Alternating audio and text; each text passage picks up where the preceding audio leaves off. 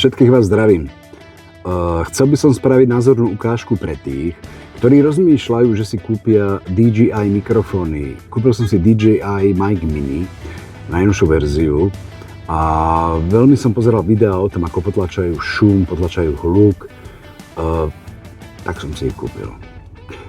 Jazdím dosť kamionom a keď som chcel niečo natáčať za jazdy, pri tie staré mikrofóny, proste bolo to hluk, škripalo to, buchalo to, tak ukážem vám, aký je rozdiel v týchto mikrofónoch.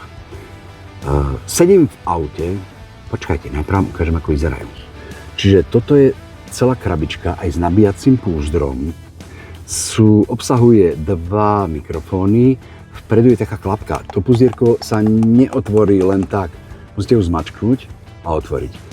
Nachádzajú sa tu dva mikrofóny a jeden RX receiver, vysielač, ktorý sa dá zasunúť do telefónu, do tabletu, do počítača, do kamery, no DJI kamery napríklad, do tých receiver ani nemusíte zasúvať, oni spolupracujú s týmito mikrofónmi.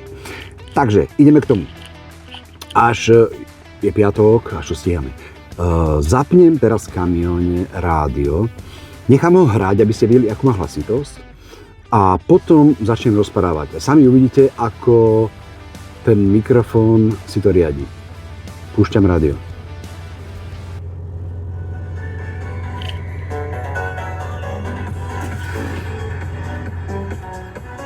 A teraz začínam rozprávať. Čiže malo by sa stať to, že môj hlas ide do popredia a muziku stíši.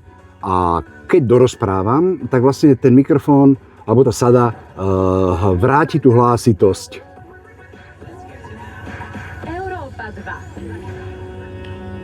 2. Ak sa vám páčilo, kúpte DJI Mic Mini. Ahoj!